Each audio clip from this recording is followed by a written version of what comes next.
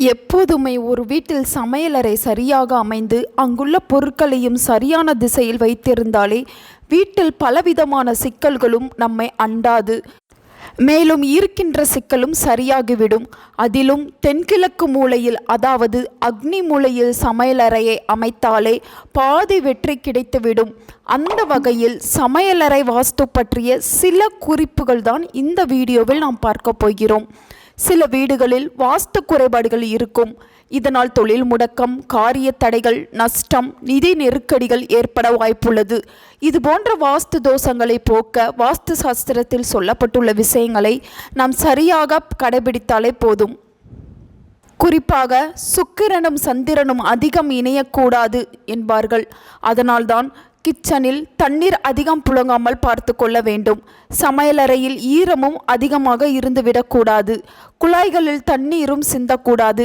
அந்த குழாய் உடைந்தும் இருக்கக்கூடாது. எந்த வீட்டில் தண்ணீர் அதிகமாக செலவாகிறதோ அந்த வீட்டில் செலவுகளும் பெருகிவிடும். நீரின் சிக்கனமே செல்வத்தின் வரவு. அதேபோல அரிசி, உப்பு, பருப்பு உள்ளிட்ட நவதானியங்களை சமையலறையில் நிறைவாக இல்லாவிட்டாலும் காலியாக இருக்கக்கூடாது. எனவே காலியாக போவது தெரிந்தால் முன்கூட்டியே வாங்கிவிட வேண்டும்.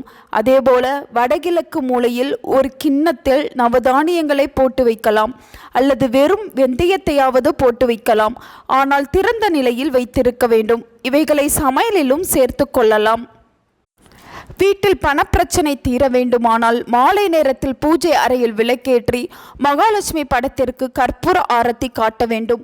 ஊதுபற்றி ஏற்றி பூஜை அறையில் வைக்க வேண்டும். அதுவும் மாலை 5 to 6 மணிக்குள் விளக்கேற்றுவது மிகவும் சிறப்பு. ஒரு கிண்ணத்தில் 5 கற்பூரம், 5 கிராம்பு, 5 ஏலக்காய் சேர்த்து எரித்து அதிலிருந்து வரும் புகையை வீடு முழுக்க காட்ட வேண்டும். இதன் மூலம் எதிர்மறை ஆற்றல் குறைந்து நேர்மறை ஆற்றல் வீடு முழுவதும் அதிகரிக்கும். அதிலும் கட்டுக்கடங்காத கடன் பிரச்சனை இருந்தால் செவ்வாய் வெள்ளிகளில் கட்டாயம் சாம்பிராணி புகை போட வேண்டும். இந்த சாம்பிராணி புகையுடன் வெண்கடுகு, மருதாணி விதைகள் சேர்த்து தூபம் போட்டு வந்தால் வீட்டில் செல்வ வளம் பெருகி காணப்படும். ஒரு கிண்ணத்தை எடுத்து அதில் 3 கற்பூரம், 5 கிராம்பினை எடுத்து நெருப்பில் போட்டு எரிக்க வேண்டும். காலை 6 மணிக்குள்ளாகவோ மாலை 6 மணிக்கு மேலாகவோ இந்த பரிகாரத்தை செய்ய வேண்டும். இதன் மூலம் நிதி குறைபாடுகள் மெல்ல மெல்ல நீங்கும். பிறருக்கு கடனாக கொடுத்த பணம் திரும்பி வராமல் நின்று போயிருந்தால் சிவப்பு ரோஜா இதழ்களுடன் கற்பூர துண்டுகள் சேர்த்து அதனுடன் சிறிது கிராம்பு சேர்த்து துர்க்கைக்கு அர்ச்சனை செய்யலாம். சிவப்பு நிற துணியில் கிராம்பு, பச்சை கற்பூரம் கட்டி வைத்து பணம் வைக்கும் பீரோவில் வைக்கலாம். இதன் மூலம் பணம் வீடு தேடி வரும் என்பது நம்பிக்கை. நம்முடைய உணவில் அதிகம் பயன்படுத்தப்படும் உப்பு மகாலட்சுமியின் அம்சம் நிறைந்தது. அந்த உப்பினை நாம் தினமும் கைகளால் எடுத்துத்தான் வணங்கிவிட்டு சமையலுக்கு போட வேண்டும். அந்த உப்பினை நாம் சரியான இடத்தில் வைக்க வேண்டும். அப்போதுதான் உணவுப் பொருட்கள் நம்முடைய உப்பில் குறைவில்லாமல் இருக்கும். பொதுவாக சமையலறையில் உப்பு போட்டு வைக்கும் பாத்திரத்தை மேலே செல்ஃபில் வைக்கவே கூடாது. சமையல் செய்யும் மேடைக்கு கீழே குனிந்து எடுக்கும் வகையிலோ அல்லது கைக்கு எட்டும் இடத்திலோ தான் வலது பக்கமாகத்தான் உப்பு வைக்க வேண்டும். வெள்ளிக்கிழமைகளில் கல்லுப்பு வாங்கி கொட்டி வைப்பது செல்வ வளத்தை அதிகரிக்கும்.